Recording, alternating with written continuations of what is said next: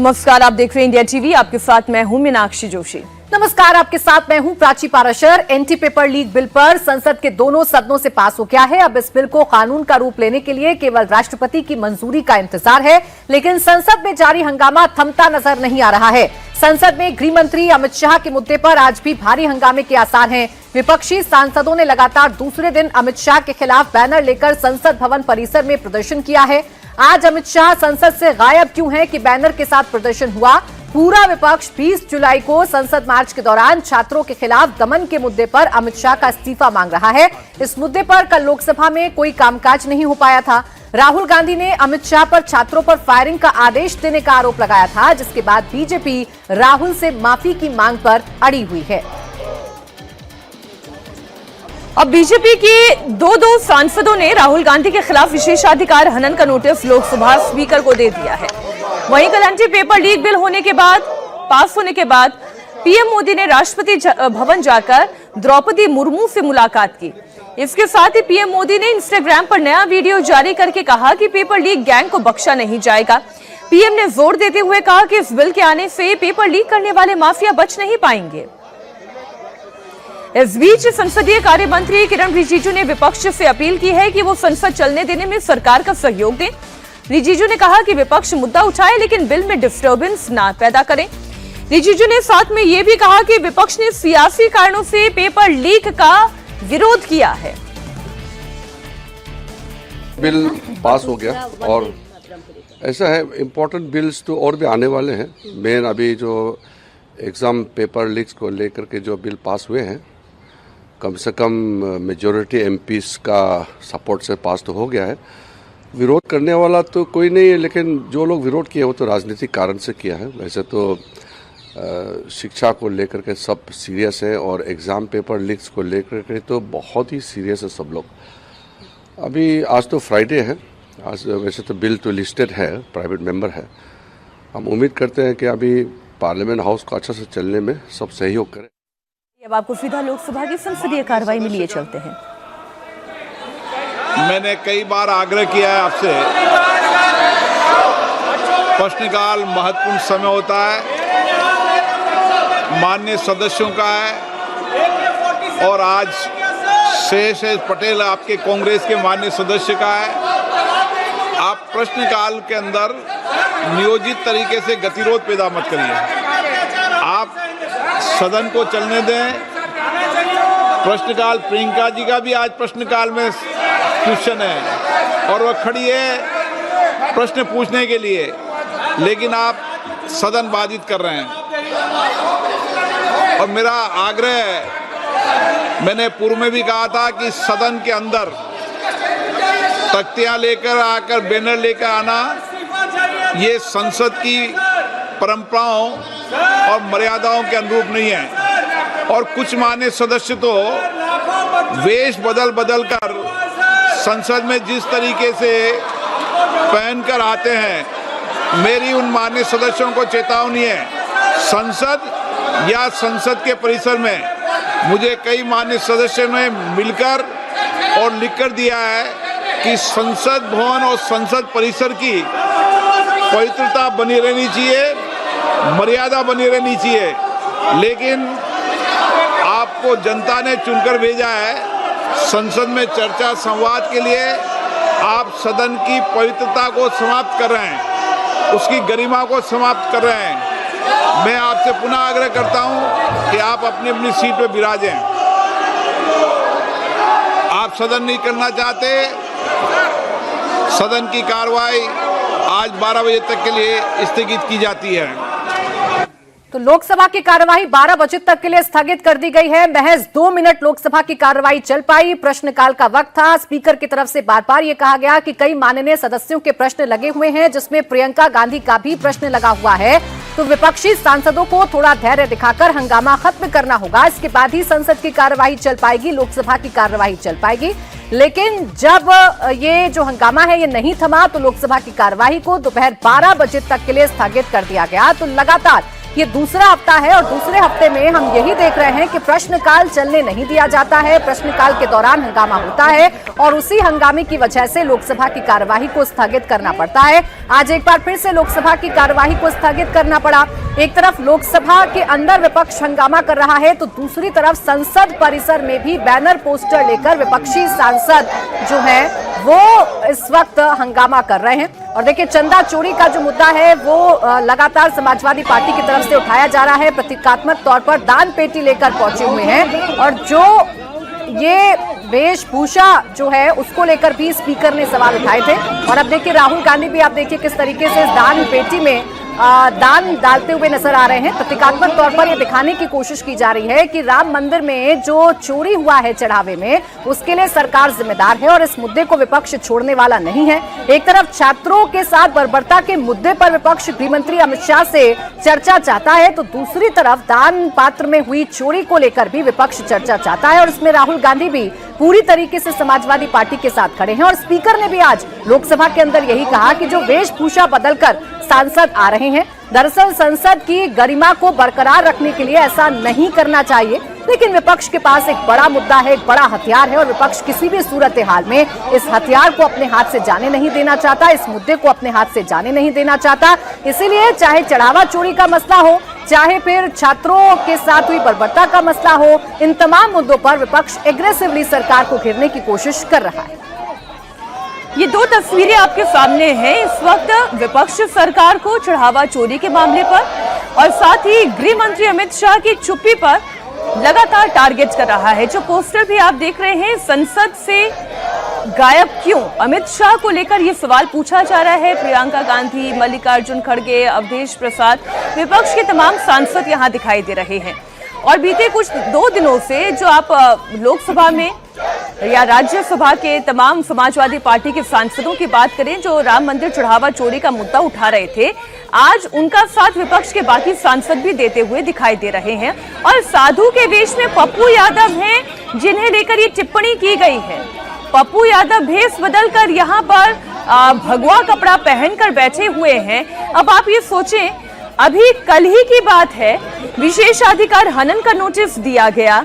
राहुल गांधी की इडियट वाली टिप्पणी पर जिस तरीके की भाषा का उन्होंने उपयोग किया, जिस तरीके के आरोप गृह मंत्री अमित शाह पर लगाए गए, हालांकि वो एक्सपंज कर दिए गए हैं पार्लियामेंट से, लेकिन इसके बावजूद विशेषाधिकार हनन का नोटिस उनके इसी एटीट्यूड की वजह से उनके खिलाफ आया है। लेकिन मजाल है कि विपक्ष कोर्स करेक्शन करे, बल्कि वो और ज्यादा हमलावर है। और आज तो पप्पू यादव यहाँ पर देखें भगवा कपड़ा पहनकर साधु संतों का मजाक उड़ाते हुए नजर आ रहे हैं। ये अधिकार उन्हें किसने दे दिया? साधु संतों का मजाक वो कैसे उड़ा सकते हैं? चढ़ावा चोरी का मामला एक गंभीर मसला है और सुप्रीम कोर्ट में ये मामला है, ये मैटर सब जुडिस है। लेकिन उसके बावजूद एक सांसद का ऐसा करना, गरिमा का हनन करना और फिर इस तरीके की, ये कोई अभिनय का मंच तो नहीं है।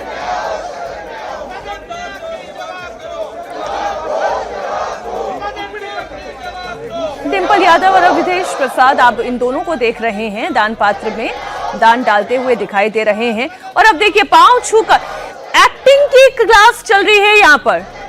नेशनल स्कूल ऑफ ड्रामा में क्या सिखाया जाएगा जो हमारे सांसद ड्रामा कर सकते हैं, उसी ड्रामे का शानदार मंचन इस वक्त आप पार्लियामेंट परिसर में देख रहे हैं।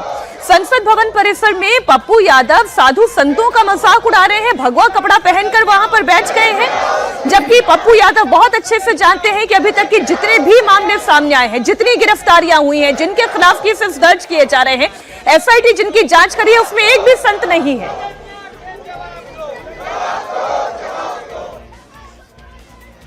संसद से एंटी पेपर लीक बिल तो पास हो गया, लेकिन नेता प्रतिपक्ष राहुल गांधी के लिए नई मुश्किलें खड़ी हो गई हैं। लोकसभा में अनपार्लियामेंट्री शब्दों के इस्तेमाल पर राहुल गांधी पर कार्रवाई हो सकती है, क्योंकि राहुल गांधी के खिलाफ बीजेपी सांसद अनुराग ठाकुर ने स्पीकर से शिकायत की है। राहुल गांधी के खिलाफ विशेषाधिकार हनन का नोटिस दिया गया है। ये नोटिस 30 जुलाई 2026 को लोकसभा अध्यक्ष ओम बिरला को सौंपा गया है, जिसमें 29 जुलाई 2026 को लोकसभा की कार्यवाही के दौरान राहुल गांधी के व्यवहार को आधार बनाकर शिकायत की गई है। अनुराग ठाकुर का आरोप है कि राहुल गांधी ने सदन में असंसदीय भाषा का इस्तेमाल किया। राहुल गांधी ने चर्चा के दौरान नागरिकों के एक खास वर्ग को इडियट और अंधभक्त कहा है। साथ ही बीजेपी सांसद संजय जायसवाल ने भी राहुल गांधी के खिलाफ स्पीकर को चिट्ठी लिखी है और उनके खिलाफ कार्रवाई की मांग की है। तो राहुल गांधी के शब्दों से अब एक नई मुश्किल राहुल गांधी के लिए ही खड़ी हो गई है। उनके इडियट वाले बयान और अंधभक्त वाले बयान को लेकर विशेषाधिकार हनन नोटिस दिया गया है, जिससे सदस्यता पर भी अब तलवार लटकती हुई नजर आ रही है राहुल गांधी की। Student, idiot and andhbhakt who follows the idiot. She said, I call them idiots. These idiots.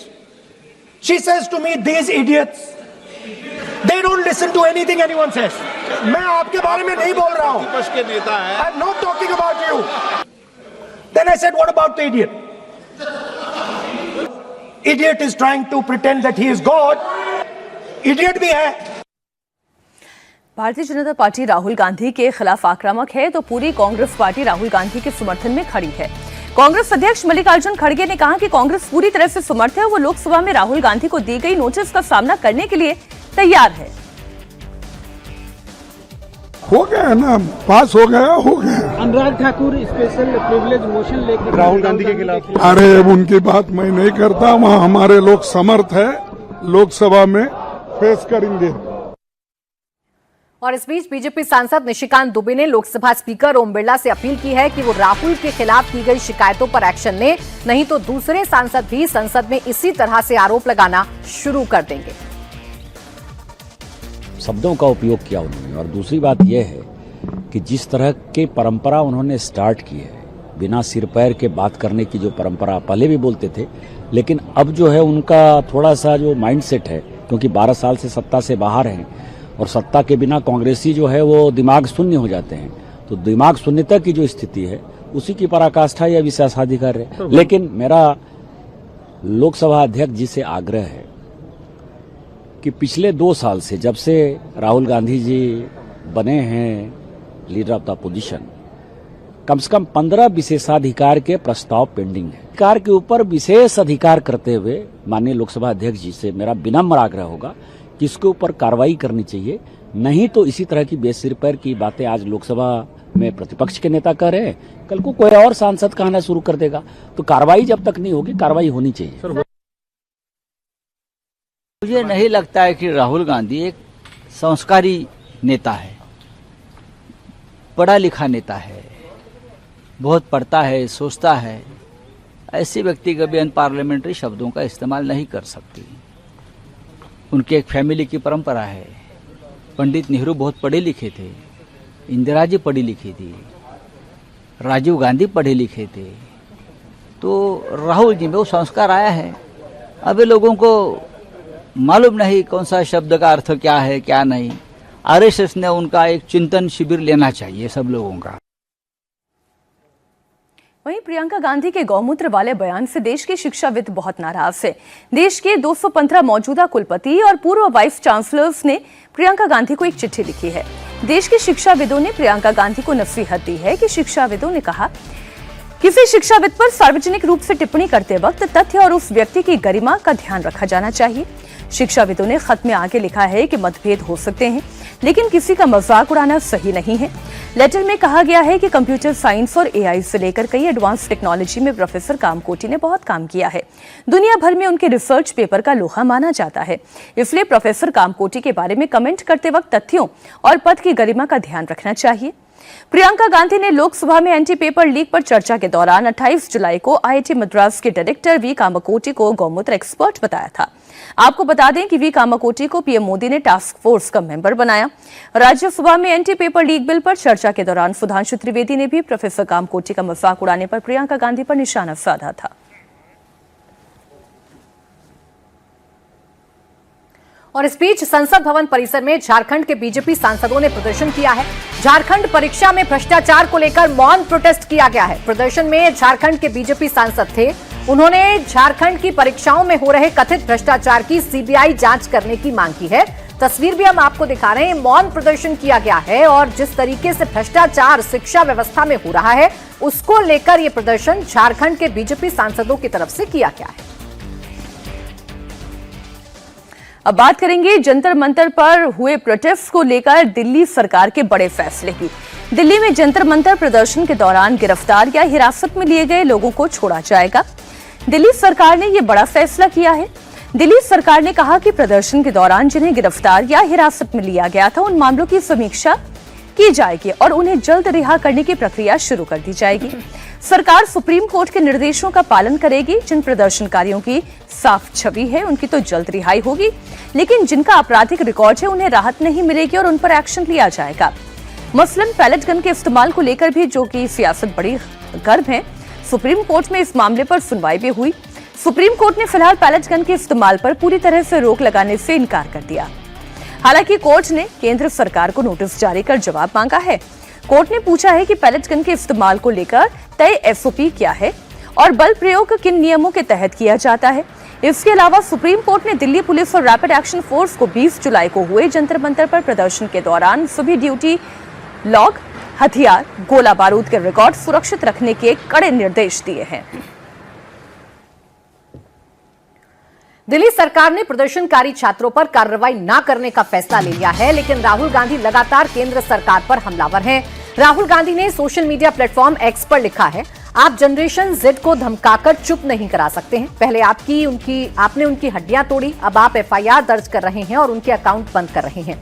आगे राहुल गांधी ने कहा कि आप भारत का पास्ट हैं, भारत के भविष्य के साथ कैसा व्यवहार करते हैं इस बारे में सावधान रहें। जंतर मंतर पर सीजेपी के प्रदर्शन में पीएम मोदी को अपशब्द कहने वाली नोएडा की लड़की के खिलाफ 0 एफआईआर दर्ज की गई है। ये कार्रवाई नोएडा के एक्सप्रेसवे थाने में गाजियाबाद की वकील स्मृति सिंह चंदेल की शिकायत पर हुई। लड़की की पहचान रुचिका सिंह के तौर पर है। सेक्टर 168 की रहने वाली रुचिका सिंह ने सार्वजनिक मंच से प्रधानमंत्री को अपशब्द कहे। पुलिस प्रदर्शन के दौरान बनाए गए वीडियो सोशल मीडिया पर वायरल क्लिप की अब जांच कर रही है।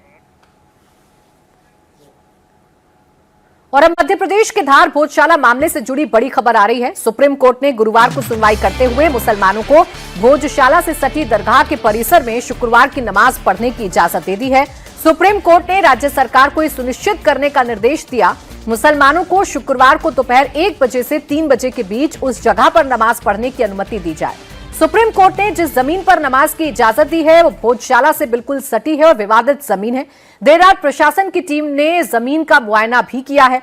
भोजशाला से सटी जमीन पर हर शुक्रवार को दोपहर 1 से 3 बजे तक नमाज पढ़ने का समय निर्धारित किया गया है। बताया जा रहा है कि खसरा नंबर 596 में ये जमीन दरगाह की है। इसे लेकर अब विवाद भी शुरू हो गया है। स्थानीय लोगों का कहना है कि वो उनकी पुश्तैनी जमीन है, जहां वो पीढ़ियों से परिवारों के साथ खेती करते आ रहे हैं। वो यहां नमाज पढ़ने नहीं देंगे। जहां ये पूरा विवाद है वहां से आपको एक ग्राउंड रिपोर्ट दिखाते हैं। सुप्रीम कोर्ट ने मध्य प्रदेश शासन को निर्देश दिए हैं कि शुक्रवार को मुस्लिम समाज की होने वाली 1 से 3 बजे तक की नमाज के लिए भोजशाला परिसर से सटी हुई जगह पर ही जमीन दी जाए। गुरुवार को इस आदेश के आते ही प्रशासन ने भोजशाला परिसर, जिसके पीछे इंडिया टीवी इस वक्त आपको खड़ा हुआ दिखाई दे रहा है और भोजशाला की मां वाग्देवी की जो गुंबद है आपको इस मंदिर का दिखाई दे रहा है, उसके पीछे प्रशासन सुप्रीम कोर्ट के आदेश के बाद खसरा नंबर 596, खसरा नंबर 611, जहां पर इस वक्त इंडिया टीवी की टीम खड़ी है, सुप्रीम कोर्ट के जो आदेश थे कि मस्जिद से सटी हुई जगह होना चाहिए, सटी हुई जगह भी है, क्योंकि आप यहां पर देख रहे हैं, यहां पर वागशाला की जो है वो गुंबद भी दिखाई दे रहा है और उसके पीछे बाउंड्री वॉल से सटी हुई है जगह। लेकिन इसी पर आपत्ति भी शुरू हो गई है। लगातार नारेबाजी हो रही है। तमाम महिलाएं जो हैं वो नाराज है और नाराजगी उनकी दिखाई दे रही है।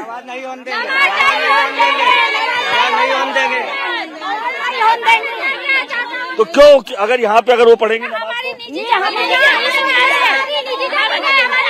सब्जी बोते हमारी फसल लगी, सब्जी बोते हम 200 साल का कब्जा है। 200 साल का कब्जा है। क्या नाम है माता जी आपका? लक्ष्मी बाई। कब से हो आप यहाँ पे? यहाँ पे हमारी जिंदगी हो गई, मेरे 60 साल की। हमारे नाना जी मेरे भाइयों की जगह है। अच्छा, तीन ही भाई नंबर 611। हाँ 612 कहाँ है? हाँ, तो उधर करो तुम। वो कहाँ है? वो उधर है, हाँ, उधर है। हाँ, तो अगर यहाँ पे नमाज पढ़ेंगे नहीं होंगे, नहीं होने देंगे। वो हम खेती कर कैसे रोकोगे? विवाद करेंगे, जान हत्या कर देंगे, पैदल चलेंगे, वो विवाद करेंगे, तुम्हारे सामने विवाद करेंगे। और क्या करेंगे हम तो उससे ज्यादा सो गए। पुलिस ले जाए, थाना ले जाएंगे, जेल ले जाएंगे, और क्या करेंगे? और गोली मार देना हमको। हमारे 3 भाई का बेरोजगारी कहा जाएगा। वो खेती में कमाते हैं और खेती में खाते हैं। घर में कीटनाशक पड़ा हुआ, कीटनाशक पी लेंगे। जरूरत नहीं है तो कोई नाराजगी के साथ तो कितने 7 पीढ़ियों से हाँ 200 साल का है गाँव। मेरे 40 साल हो गई, बचपन है यहाँ से। मेरी मम्मी नहीं तो ये किसने कहा कि यहाँ होगी? कल आए थे प्रशासन के लोग? अभी सुबह भी आए, रात को 2 बजे आए। पानी तब पानी भयंकर गिर रहा। कौन बोला? अधिकारी आए थे, तहसीलदार ने। राजधानी दिल्ली में सावन के महीने में नॉनवेज को लेकर घमासान बढ़ा हुआ है। दिल्ली में कावड़ रूट पर मांस मछली की दुकानों को लेकर बड़ी खबर आई है। दिल्ली के मेयर प्रवेश वाही ने एमसीडी कमिश्नर को चिट्ठी लिखी है और मांग की है कि सावन के पूरे महीने में नॉनवेज की दुकानें बंद कराई जाएं। लेटर में लिखा गया है कि कावड़ कैंपों के पास नॉनवेज की दुकानों से धार्मिक भावनाओं को ठेस पहुंचती है। पवित्र सावन के महीने में लाखों शिव भक्त जलाभिषेक के लिए जाते हैं। इस समय सड़क के किनारे जो कच्चे या पके हुए मांस मछली की दुकानें संचालित हो रही हैं, वो तत्काल प्रभाव से बंद होनी चाहिए। अवैध मांस की दुकानों पर सावन के पूरे महीने पाबंदी रहनी चाहिए ताकि कावड़ यात्रा में किसी भी तरह की दिक्कतें न आए। मेयर की इस मांग के बाद अब दिल्ली में मांसाहारी दुकान चलाने वाले लोगों में हलचल बढ़ गई है। खासतौर पर जिन रूट पर कावड़ यात्रा संचालित होती है वहां पर लोग अलर्ट हैं। अवैध दुकानें चला रहे लोगों का दावा है कि अभी तक कोई बंद का आदेश उन तक नहीं पहुंचा है।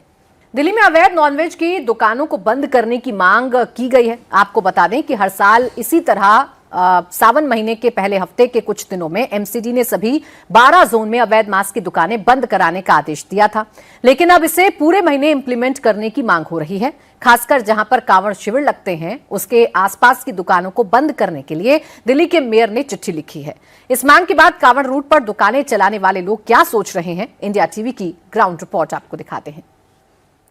के मेयर ने दिल्ली के एमसीडी कमिश्नर को ये चिट्ठी लिखी है कि राजधानी दिल्ली में कांवड़ रूट पर या फिर जहां पे कांवड़ के शिविर लगाए जाते हैं वहां जितनी भी अवैध चिकन शॉप है, मीट शॉप है, उन्हें बंद किया जाए। जो कच्ची पक्की दुकानें हैं उन्हें बंद किया जाए, क्योंकि सावन का पाक महीना चल रहा है। ऐसे में इस पवित्र महीने में उन दुकानों को बंद किया जाना चाहिए जो कांवड़ रूट पे आती है। इस समय में एक ऐसी ही दुकान पर मौजूद है। यहीं से कुछ दूरी पर कांवड़ का शिविर भी लगता है, क्योंकि यहाँ पे से कांवड़ रूट भी है, यहाँ पे कांवड़ के शिविर भी लगते हैं। ऐसे में क्या आप दुकानें बंद करेंगे?